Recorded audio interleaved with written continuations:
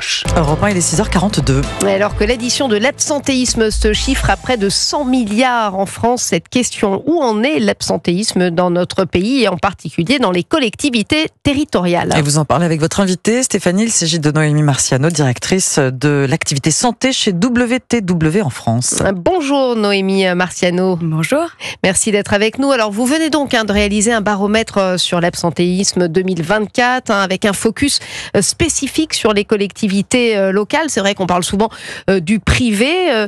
Quel est le premier enseignement de ce baromètre? Alors, il y a plusieurs choses. Il y a des bonnes nouvelles et il y a des moins bonnes nouvelles. Donc, je vais commencer par les bonnes nouvelles. Oui. Les bonnes nouvelles, c'est que l'absentéisme se stabilise. On a un taux d'absentéisme qui est plutôt stable autour de 5%, qui est un taux relativement élevé, notons-le. On a moins d'entrées en arrêt de travail et on a une stabilisation des accidents du travail.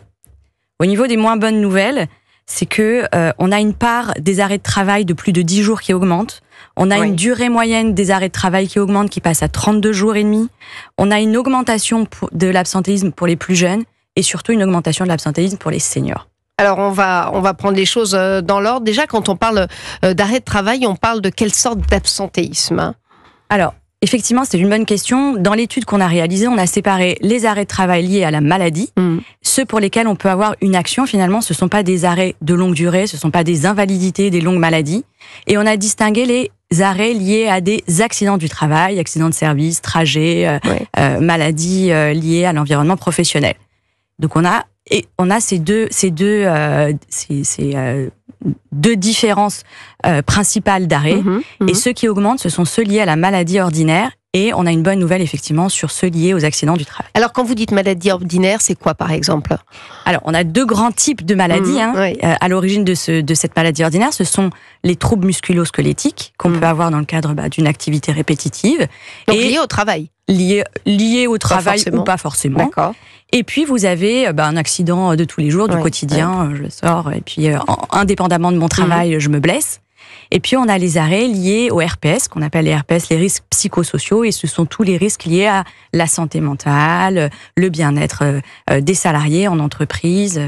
Et ça, c'est quelque chose qui augmente, par exemple, parce qu'on dit souvent, je crois que le chiffre est d'ailleurs incroyable, 12 millions de Français atteints de troubles psychiatriques, donc c'est beaucoup. Est-ce que ça se répercute justement dans ces collectivités territoriales avec de l'absentéisme?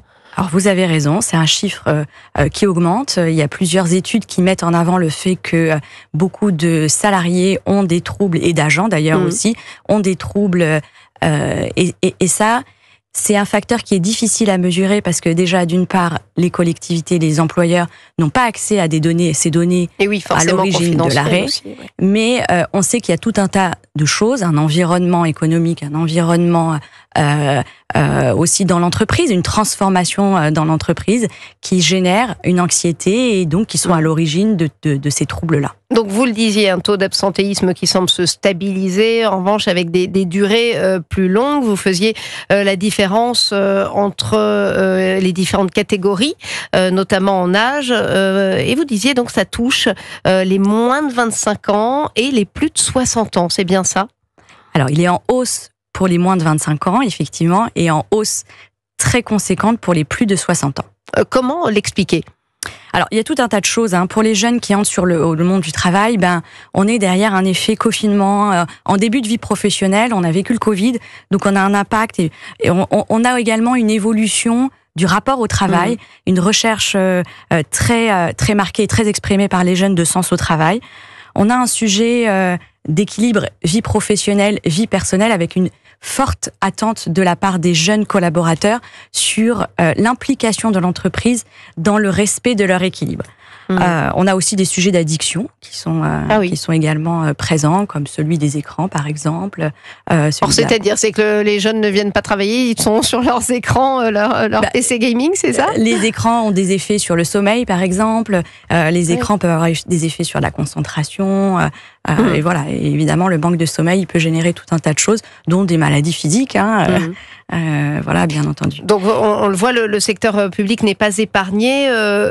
Clairement, qu'est-ce qu'on peut faire comme comparaison avec le secteur privé? Alors, c'est une bonne question. On a également un baromètre sur le secteur privé. On regarde les entreprises. On a les mêmes constats. C'est-à-dire qu'on a un taux d'absentéisme qui va diminuer en 2023 par rapport à 2022, mais il est masqué par un effet de moins d'arrêts de courte durée. Faut pas oublier qu'en 2022, on était encore dans le Covid et on avait une vague Omicron qui avait généré beaucoup d'absentéisme et des absences courtes.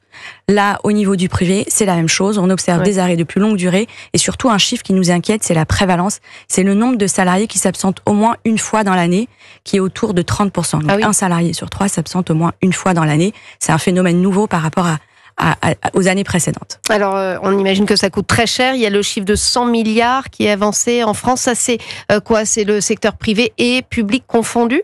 Certainement, oui, parce que quand on estime uniquement sur la fonction publique territoriale, si je prends un salaire moyen de 40 000 euros, avec 2 millions d'agents sur la fonction publique territoriale, je suis autour de 4 milliards. Donc sur tout l'ensemble de la fonction publique, État hospitalier, ça me fait un chiffre de 12 milliards.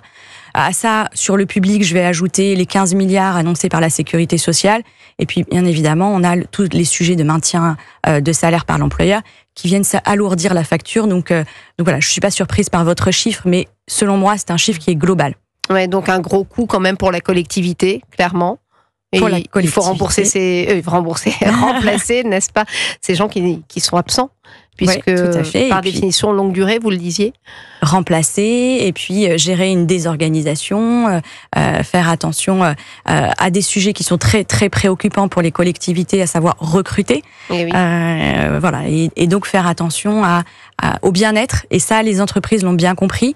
Elles ont mis tout un tas de politiques autour de ce sujet-là, autour de leur marque employeur, pour redonner du sens et travailler sur les différents axes en lien avec le bien-être moral, financier et puis aussi social de leurs salariés. Et voilà donc les enseignements de ce baromètre 2024 sur l'absentéisme et notamment dans le service public. Merci beaucoup Noémie Marciano d'avoir été avec nous.